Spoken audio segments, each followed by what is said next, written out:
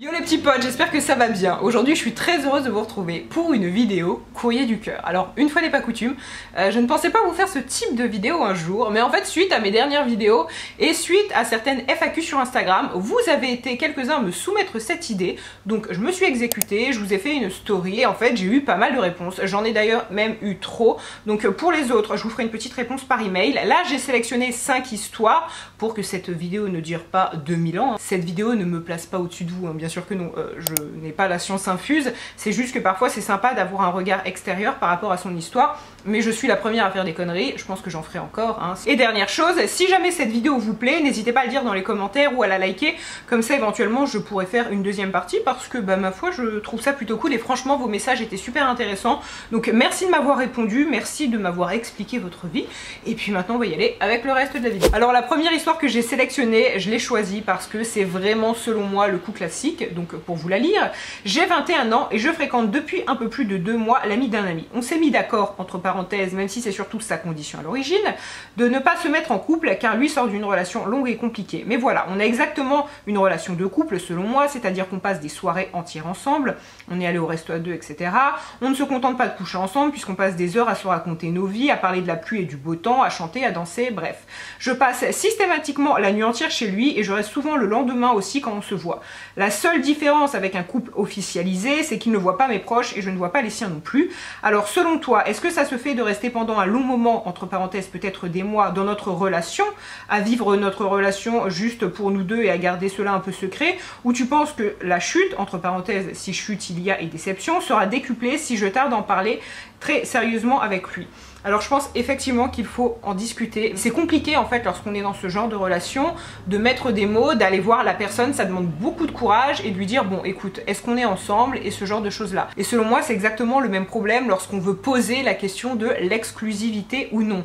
Souvent on commence une relation, on se dit oui léger, tranquille, on profite, ok, puis arrivé un moment, et en général, alors je veux pas faire de généralité, hein, mais ça vient plus souvent, en tout cas dans mon entourage de la part de la fille que du mec, on se dit ben voilà maintenant on est quoi, qu'est-ce qu'on représente l'un pour l'autre, et on a envie de mots. Et parfois les mecs sont un peu plus distants par rapport à ça, mais dans ton cas moi oui je te conseillerais de lui en parler, plus tu tardes plus ça va être compliqué, je sais de quoi je parle, je sais que ça m'est déjà arrivé de fréquenter un mec comme ça, le mec voulait pas trop du couple, mais je me suis dit bon toi non plus Ali finalement t'en veux pas, alors qu'à ce moment là si c'est ce que je voulais, je me suis plutôt contentée de sa réponse, alors que dans le fond c'est pas du tout ce que je voulais. Et ça pareil, mettez-vous d'accord, il y a des gens qui ne veulent pas de relation de couple et c'est génial, très bien, mais il faut que tu sois certaine que ça vienne de toi et non de lui. Et en général lorsque quelqu'un est très clair sur ses intentions, qu'il vous dit par exemple qu'il ne veut pas d'exclusivité, je dis pas que c'est son cas à elle, hein, pas du tout, ne vous dites pas je vais le faire changer d'avis. Alors vous pouvez réussir à le faire changer d'avis effectivement, mais à quel prix? Ça peut vous prendre beaucoup de temps, vous pouvez y laisser des plumes, bref. Je me suis retrouvée dans cette situation il y a quelques années et je me souviens que c'était la galère, parce qu'il était là, il était à côté, j'osais pas en parler, je me disais non mais c'est pas grave, tu le feras demain par message, puis le lendemain je me disais ah bah non en fait c'est mieux, je le ferai quand je le verrai. Mais bref, tout ça pour dire, le meilleur conseil que je puisse te donner c'est de jouer carte sur table, de lui en parler tout de suite, vraiment le plus tôt sera le mieux, et ensuite par rapport à sa réponse, toi tu pourras te positionner et voir ce que tu veux vraiment et surtout ce que tu veux avec lui. Mais vraiment plus on attend plus c'est délicat, et ça en fait c'est vrai dans ce type de relation là, mais c'est vrai aussi lorsque on est dans un couple établi depuis longtemps et même lorsqu'on rencontre quelqu'un. Moi je sais que j'ai toujours eu beaucoup de mal à communiquer, à dire ce que je pense, à dire ce dont j'ai envie, parce que quelque part je pense qu'on a peur d'être rejeté et on a peur tout simplement de la réponse de la personne d'en face, qui est normal je pense, mais plus on attend plus c'est chiant. Je prends même l'exemple d'une personne que vous venez de rencontrer. Moi c'est quelque chose que j'ai mis longtemps à intégrer et que j'ai un peu plus intégré en 2020, alors surtout dans un contexte de soirée, parce que hors soirée il n'y a plus personne, mais je sais qu'il y a quelques mois, à l'époque où les clubs étaient encore ouverts, donc ça date, hein, vous allez comprendre, mais bref, je rentre dans le club et là je vois un mec qui me plaît. Vraiment, je flash sur lui et j'ai attendu un peu que la soirée se passe et en fait je suis allée le voir directement, je lui dis bah écoute voilà je te trouve plutôt mignon si jamais, et le mec était super flatté mais il avait une copine, il me l'a dit direct et bah voilà c'est pas grave, mais au moins j'étais fixée. Et j'ai vu que ça lui a fait plaisir, c'était le genre de mec un peu timide qui avait besoin, je pense, d'entendre des compliments.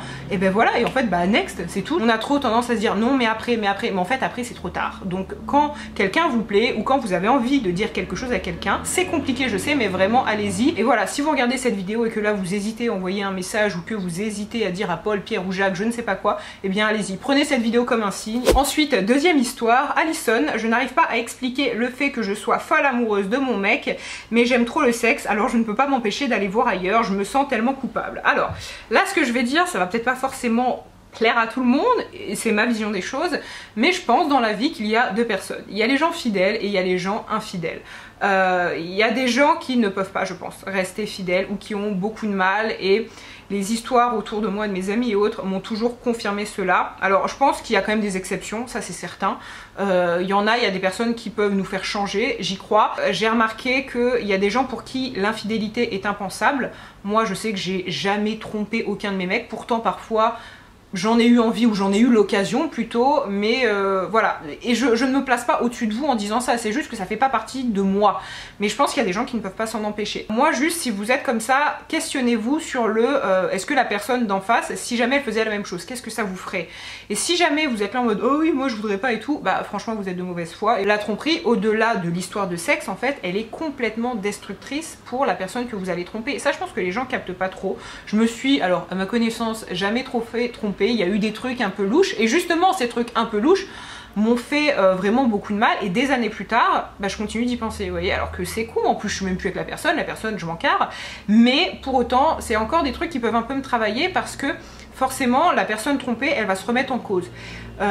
Dans les trucs que je peux voir autour de moi, parfois quand le mec ou la meuf va voir ailleurs, c'est juste, alors désolé du terme, mais une histoire de bite sur le moment, ça va pas plus loin. Le mec ou la meuf, quand il trompe son partenaire, il se dit pas ah tiens, alors je vais tromper ma copine avec cette fille là parce que cette copine-ci est comme ça alors que ma meuf moi n'a pas ça. La personne trompée, tout de suite elle va se dire qu'est-ce que j'ai qui ne va pas par rapport à la personne avec qui il ou elle m'a trompé. Alors que faut pas chercher midi à 14h. Donc voilà, les personnes qui font ce genre de choses, réfléchissez bien parce que vraiment vous faites du mal. Alors sans forcément vous en apercevoir, mais bon à un moment faut pas être con, on capte. Là je me rends compte que ma réponse est peut-être un peu dure pour la jeune fille qui m'a fait ce courrier. Mais en fait, au pire, pour les gens qui sont dans cette situation-là, qui ne peuvent pas s'en empêcher, ok très bien, mais peut-être penser au couple libre. Ça peut être, je pense, une bonne option pour ceux qui sont ok avec ça, et ça peut être très salvateur et libérateur. Après voilà, c'est toujours la même chose. Si vous acceptez pas que votre partenaire par contre lui aille voir ailleurs, bah merde les gars, faites un effort quoi. Puis voici la troisième histoire, donc bonjour Ali. Depuis de nombreuses années, je suis suivie par mon médecin traitant, environ depuis 15 ans. Je l'ai toujours trouvé très attirant sans imaginer que cela pourrait aller plus loin. Mais cette année, j'ai été amenée à le voir énormément suite à la découverte d'une maladie. Nous avons commencé un petit jeu de séduction. Il m'appelait souvent, il m'envoyait des messages où il me disait qu'on irait boire un verre à ma sortie d'hospitalisation. Nous avions nos délires, bref. Mais après ses vacances d'été, il a cessé de m'appeler et de me donner de ses nouvelles. J'ai eu l'occasion de le revoir une fois par la suite, il semblait gêné, mais très vite le jeu de séduction a repris le dessus. Il me garde en consultation plus de temps que les autres patients et ne me fait pas payer. Il me pose énormément de questions sur ma vie en général. Cependant, depuis que je lui ai écrit, il ne me répond pas. Le problème est qu'il est marié et moi je suis amoureuse de lui. Je ne sais pas comment faire, il me manque tellement car nous avions une belle complicité et j'ai envie de vivre ce qu'il y a à vivre, même si c'est voué à l'échec. Alors là, encore une fois, ma réponse ne va peut-être pas être des plus agréables, mais moi en lisant ça, j'ai envie de te dire, laisse tomber, change de médecin traitant même, oublie-le parce que bah déjà de une il est marié.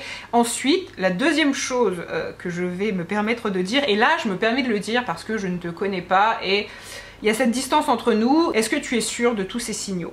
Parce que parfois on est tellement à fond dans notre truc qu'on imagine que la personne nous regarde comme ci ou comme cela alors que dalle. Quand vous êtes dans une situation comme ça, posez-vous les bonnes questions et surtout n'hésitez pas à demander à des proches. Alors après c'est toujours délicat pour le proche si jamais il remarque rien de dire bah écoute non moi j'ai rien remarqué, mais voilà, essaie de bien analyser les signes dont tu me parles et vois s'ils sont vraiment exagérés ou pas, parce que par exemple le fait qu'il t'appelle juste parce que justement t'es malade, qu'il s'inquiète pour toi, que c'est ton médecin et que c'est son rôle, mais derrière il n'y a pas forcément ce petit truc. Après effectivement il y a peut-être ce petit truc, mais dans tous les cas il est marié donc ça me semble assez compliqué. Toi t'es amoureuse donc si jamais demain t'entreprends quelque chose avec lui, tu vas vouloir du couple, tu vas pas vouloir être sa maîtresse. Donc moi vraiment pour te préserver, même si je sais que tu en as envie, je te conseillerais juste de t'éloigner. Puis quatrième histoire, j'ai 30 ans, je suis mariée à un homme que j'aime profondément depuis plus de 10 ans. En début d'année j'ai fait une fausse couche, s'ensuit une descente aux enfers lorsqu'on m'annonce que je suis malade et que devenir mère s'annonce un chemin long, compliqué, voire impossible. En route la PMA. L'annonce du diagnostic m'a ébranlée, je me suis sentie touchée dans mon identité de femme. Je suis du genre à verbaliser mes émotions, contrairement à mon mari qui se mure dans le silence. On ne se comprend plus vraiment, on s'écoute sans s'entendre. Je trouve du réconfort auprès de mon meilleur ami, un homme que j'aime sincèrement mais avec qui j'ai une vision de la vie diamétralement opposée, un vrai choc des cultures. Et ce qui devait arriver arriva, on a couché ensemble cet été, sauf que depuis on ne s'est pas vraiment arrêté, on se voit régulièrement et la pause déj sexuelle est passée à des après-midi sous la couette où tendresse et complicité viennent se mêler. Et ce malgré le fait qu'il se soit mis en couple avec une femme qui est maman, après d'ailleurs m'avoir demandé de la valider. Je culpabilise de la situation mais pour autant j'y retourne constamment, je suis perdue entre le cœur et la raison, je ne sais que choisir. Alors honnêtement là aussi ça me semble plutôt compliqué mais je te dirais qu'il faut te poser les bonnes questions. Déjà de une, tu dis que tu aimes encore ton mari. Ok, sauf que, est-ce qu'il y a encore, alors voilà, ça je ne sais pas, mais est-ce qu'il y a encore de l'amour charnel entre vous?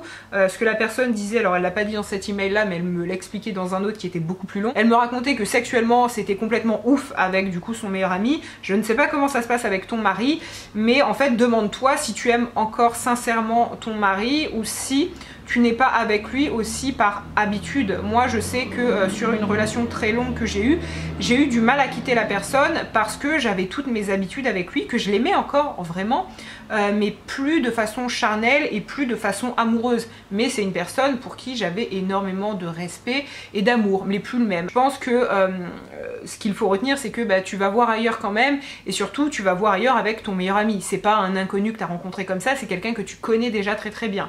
Elle m'expliquait aussi cette personne dans un autre email que c'était quelqu'un qui avait une vision de la vie complètement opposée à la sienne. Mais moi je pense que tu devrais encore une fois jouer carte sur table avec ton meilleur ami, parler de tout ça et voir. Parce que toi dans l'histoire tu trompes ton mari et lui il trompe bah, du coup la fille avec qui il est, qui est maman, bref. Je pense que ça peut faire beaucoup de mal. Pas juste à vous deux, aux 4 personnes que vous êtes. Je sais que j'ai eu le cas aussi dans mes amis de 2 personnes qui étaient vraiment pas très similaires et qui finalement se sont retrouvées ensemble et s'entendent plutôt très bien et qui ont eu eux les premiers de bonnes surprises. Donc essaie de faire la même chose, parle-en et puis tu verras. Mais je pense que au-delà de coucher avec cette personne, et je pense que vous parlez beaucoup, mais voilà, si c'est ton meilleur ami, c'est quelqu'un qui te connaît très bien. Soit vous continuez et éventuellement vous vous séparez des personnes avec qui vous êtes, chacun de votre côté, soit vous arrêtez complètement de vous voir peut-être pendant un temps pour que cette tension sexuelle passe. Je ne sais pas, mais voilà, après je connais pas ton histoire, je vais pas te dire bah écoute divorce, je sais que ce sont des choses compliquées, mais c'est vrai que lorsqu'on est avec quelqu'un depuis tellement longtemps, on pense parfois, en tout cas voilà c'est ce que j'ai vécu, encore aimer la personne, or c'est plus ce type d'amour là. Et puis quand se présente quelqu'un qui nous fait cet effet là, on se dit mon dieu en fait c'était ça, c'est ça que je veux et c'est ça que je recherche. Et ensuite une autre histoire que j'ai trouvée super intéressante, salut Alison, je suis en couple avec un mec que j'ai rencontré cette année. Au début j'avais juste un crush sur lui et on passait du bon temps ensemble sans que je n'envisage de me mettre en couple avec. Je ne me suis donc pas enfuie en courant quand il m'a parlé du fait qu'il avait déjà fait des tentatives de suicide, ni que c'était un ancien consommateur très régulier de drogues diverses et variées. Tout allait bien jusqu'à ce qu'il me dise qu'il souhaite être en couple avec moi et que j'accepte parce que je suis tombée amoureuse de lui. On est donc en couple et on vit ensemble depuis plusieurs mois et globalement ça se passe bien. Lui croit dur comme fer à notre histoire et moi j'ai du mal à me reconnaître. Je suis heureuse avec lui mais je doute énormément, j'ai peur qu'il me trouve ennuyante parce que je n'ai pas le même passé que lui. Entre parenthèses sortir tous les soirs, beaucoup d'alcool, beaucoup de drogue, etc. Et je me compare beaucoup à son ex dont il m'a parlé et qui elle continue à avoir le même mode de vie. Il a mis des mois à se remettre de cette rupture et elle a continué à le stalker sur les réseaux et à le harceler pendant des mois. J'ai souvent peur qu'il soit avec moi pour rassurer son ego et pour oublier cette meuf qu'il a quittée sans explication. Je m'en veux d'être jalouse de cette meuf que je n'ai jamais rencontrée, je me compare beaucoup à elle en me disant qu'il ne m'aimera jamais autant qu'il l'a aimé. J'éloigne mon mec de moi en doutant aussi souvent de la sincérité de son amour pour moi, je n'ai pas de vraie raison d'être jalouse. Entre parenthèses, d'ailleurs je ne suis pas jalouse des autres personnes avec qui il a couché, juste de cette fille parce qu'il l'a aimé. Avant d'être en couple avec lui, je me sentais super bien dans ma peau, j'étais bien avec moi-même et maintenant je doute tout le temps, je me trouve moche, pas à sa hauteur, j'ai limite envie de me mettre en danger. Entre parenthèses, toucher aux drogues par exemple, pour qu'il m'aime autant qu'il l'a aimé. Je sais c'est très con. Je ne me vois pas sans lui parce que je l'aime, tu penses que je vais droit dans le mur avec un mec comme ça? Alors en lisant ton message, il y a plusieurs choses qui m'interpellent. Déjà, de une, faut pas te comparer autant à elle, même si je sais que ça c'est beaucoup plus facile à dire qu'à faire, mais clairement quand tu dis que tu as envie d'essayer les drogues pour peut-être être plus fun et qu'il t'aime plus ou qu'il t'aime autant qu'il l'a aimé elle, ça alors désolé mais c'est complètement con parce que il cherche pas forcément le clone de son ex. Il est plus avec elle, elle lui a fait du mal, voilà, c'est ce qu'il faut retenir. Moi je sais que par le passé j'avais rencontré un mec que je trouvais somme toute plutôt cool Et en fait, lorsque j'ai un peu plus rencontré ce mec et qu'on allait boire un verre, je me suis rendu compte que c'était le clone d'un de mes ex. Et même si j'avais beaucoup aimé cette relation, j'avais pas du tout envie de sortir avec le clone d'un de mes ex. Or les filles, j'ai l'impression qu'on a très souvent tendance à regarder comment était la fille d'avant et de se dire ok, je dois être comme elle, parce que si elle lui a plu, bah comme ça moi je lui plairais aussi. Bah en fait non, on cherche pas forcément à retomber dans la même chose qu'avant. Donc voilà, déjà ne prends pas de drogue, c'est pas bien, c'est vilain, surtout pas. Et puis il va pas plus t'aimer parce que tu te mets à sniffer je sais pas quoi. Non, ça c'est débile. Et si jamais il t'aime plus parce que tu te mets à sniffer je sais pas quoi, ah, c'est pas le bon mec, hein, faut partir. Donc voilà, ça j'espère que je suis claire sur cette partie là. Après le fait que tu doutes physiquement et tu te compares beaucoup à elle, je vais te dire que c'est pas bien du tout, mais ça on le fait toutes. On le fait toutes, mais vraiment si t'as tendance par exemple à regarder, à stalker cette fille sur les réseaux sociaux, ne le fais plus. C'est compliqué les premiers jours, mais après moins tu le fais, moins t'as envie de le faire, parce que tu dois l'oublier. Là en fait il y a l'ombre de cette fille qui pèse sur la relation. Alors, je sais pas lui à quel point il t'en parle souvent, mais il faut plus qu'il le fasse.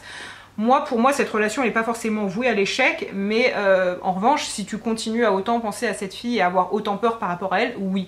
Là, si tu prends du concret, en soi, le mec est avec toi, vous avez l'air plutôt très proche et il veut être avec toi. Et un autre point que tu peux faire aussi, c'est lui en parler. Je sais que j'ai déjà eu le cas dans une précédente relation où j'étais complètement obsédée par une fille et selon moi, en fait, mon mec, il l'aimait plus que bien et ça m'a bouffé, mais alors véritablement bouffé de l'intérieur et je ne lui en ai jamais parlé. Et ça c'est une grave erreur parce que pendant des mois littéralement ça m'a bouffé, ça me rendait mauvaise, ça me rendait anxiogène pour lui, pour moi, pour tout le monde. Donc parle-lui-en, alors essaie de choisir les bons mots, peut-être écris-lui un message, je ne sais pas. Et bien écoutez, sur ces bonnes paroles ma vidéo est finie. J'espère très sincèrement, et désolée je suis morte de rire, mais qu'elle a pu, alors non pas que vos histoires m'ont fait marrer, hein, pas du tout, mais en fait je trouve ça dingue que pour certains emails que j'ai reçus qui étaient quand même super longs, super touchants, que vous puissiez en fait me raconter tout ça et me faire confiance et de vous dire oh bah peut-être qu'elle a la solution. En tout cas si ça vous plaît, n'hésitez pas à le dire, à vous manifester. Je vous embrasse très fort et je vous dis à très bientôt. Bye.